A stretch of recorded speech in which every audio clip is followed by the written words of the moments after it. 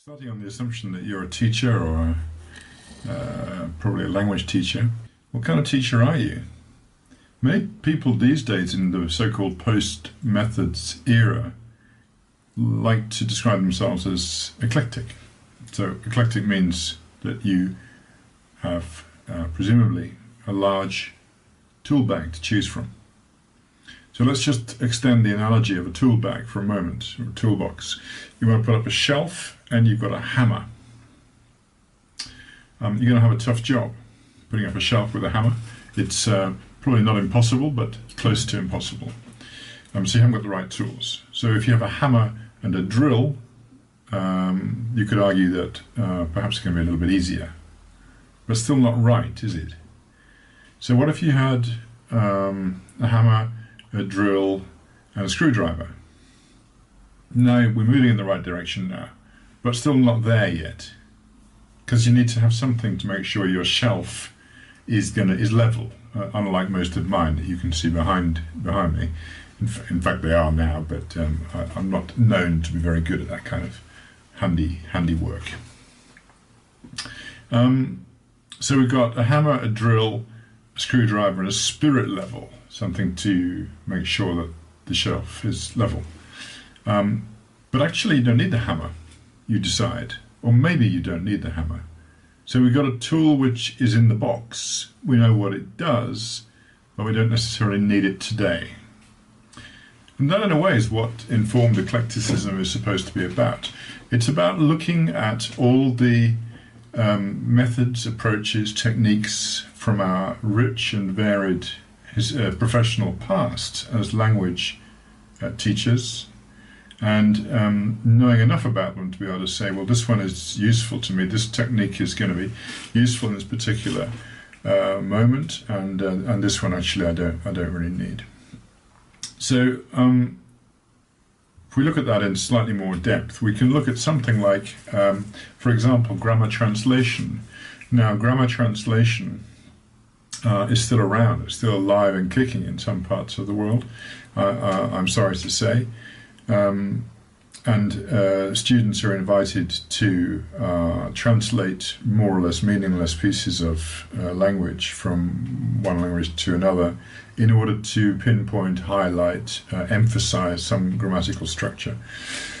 Now, we know pretty well that grammar translation isn't very useful in terms of communicative language. In other words, using a method like grammar translation is not going to help students become good communicators in the language that they're learning, because that's not what it's about. It's not treating language as a tool for communication. It's treating it more as a kind of academic, rather dry academic study.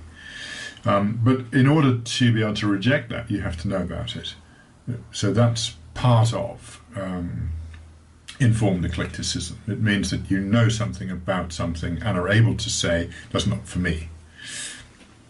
On the other hand, we can look at some of the so-called humanistic approaches from the 50s, 60s, 70s. Caleb Guetenius' Silent Way. We can look at Georgi Lozanov's Suggestopedia. Both of these, contrary to popular opinion, are still alive and well. I use Silent Way very, very often when I teach, or at least I use parts of it. I've studied both Silent Way and Suggestopedia and have trained teachers in both of those approaches, so I know a little bit about them. And that's and so knowing about them gives me the possibility to select from them that which serves me and my students. That's also what informed eclecticism is about. It's about identifying a need in your students and having the right tools available to resolve whatever that need is, to answer the need. So, unfortunately, approaches like Silent Way and Suggestopedia got a very bad name in the 80s, in particular during the 80s, 90s, from academics largely, who couldn't be bothered to really do some research and find out what they were all about. And it's true that focusing specifically on those two, Silent Way and Suggestipedia, they're both a bit wacky on first encounter when you look at them, and if you look at their originators, Gitenio and Lozanov, bit wacky, bit off the wall, apparently. But look a bit closer, because they're not a pseudo-scientific gobbledygook, as one of them was called in the literature. They're actually worth looking at, because although their originators wouldn't agree with me necessarily, they both contain within them ideas, techniques, philosophies, and so on, which can be used in what we'll call a conventional classroom. I'm not quite sure what a conventional classroom actually is, but what I'm saying is that any teacher who has had enough, whose background contains enough knowledge, information, experience, can use things from those approaches usefully. The same applies to total physical response, which is a bit better known and perhaps more used, particularly with children. I'm not quite sure why, particularly with children, because it's also useful for adults. And community language learning.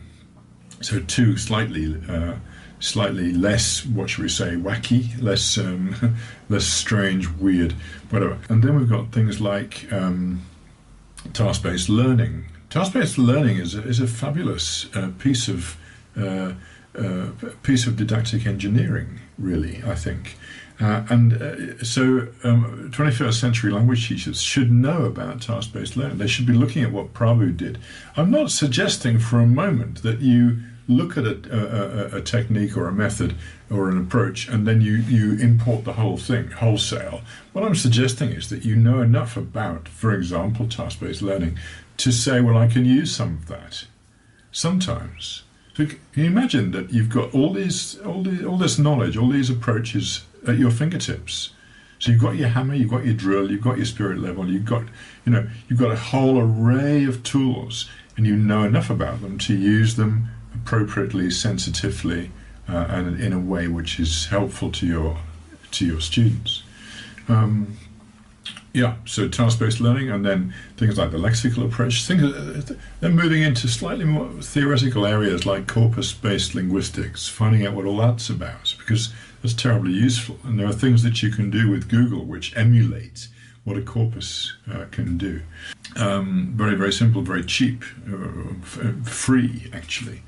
And then things like connectionism and other, as I said, slightly more theoretical ideas. But these days, teachers should be more technical. We should know more about second language acquisition theory. We should know what's going on in, at least superficially, in psycholinguistics. Because if you know something about those things, then you can become more interested if you decide to. If you don't ever bother to look, then obviously you can never do anything with that stuff. You can never become interested. And one of the things that frightens me a little bit is teachers who I trained years ago on the CERT course, so the initial stepping stone into becoming a language teacher. And I meet them after 20 years or whatever it is, 10 years, 5 years, and I say, well, what are you doing? Where are you? How's it going? And they say, it's all going good. And I say, well, what else have you been doing? And they say, nothing. Well, nothing really. So nobody, so they haven't gone on to do a diploma. They haven't gone on to do a master's, which is not essential.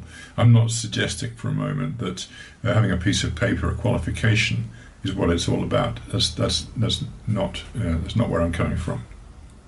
But so if people say, well, I've been doing action research, I've been looking at how correction works in my classrooms, then that for me is a sign of great continuous professional development. So that's what I expect people to do when they finish the CERT course. Go on, keep on demonstrating your professional interest in the job that you're doing. Don't just stay there. The ones that frighten me most, the ones who say, PPP is really good, works for me. PPP was introduced on an initial 4-week course as an accessible, logical way to get new teachers into teaching. Not really much more than that. I know that there are those who say, well, it's coming back into fashion, and that's absolutely fine. But to not have been anywhere else and to not have examined anything else is a bit frightening, because it seems to suggest that you feel you have enough, you've got enough tools in your toolbox with PPP, you don't need to go any further, which I really don't think is right. It's not fair to yourself as a professional, it's certainly not fair to your students. So summing up then, informed eclecticism means knowing about stuff, knowing enough about stuff to be able to select and reject. Select and reject instantly during a lesson. Doesn't mean that you have to plan a lesson around suggested principles. That's not what I'm talking about. Talking about identifying a need that your students demonstrate and being able then to respond using something which will work, or at least could work, because nothing works really, does it? And nothing doesn't work, as I've said on a number of occasions in various different places. Nothing works, nothing doesn't work. It's you who makes something work, it's your students who make something work. It's not a course book that makes something work. It's the relationship you have with your students and the relationship with with yourself as a teacher, all the experience that you bring to bear, and so on and so on and so on. So that's informed eclecticism. Hope you like the idea. I run workshops on this sort of stuff, and I would be happy to run one almost anywhere in the world. And that can be done either face-to-face, or it can be done through video, like a bit like this one. So get in touch with me. My email address is probably coming along here somewhere. I don't know if it's going to go that way or that way, but it'll be there sooner or later. So you can get in touch with me direct, and I'll be very pleased to hear from you. And I wish you happy teaching. Goodbye.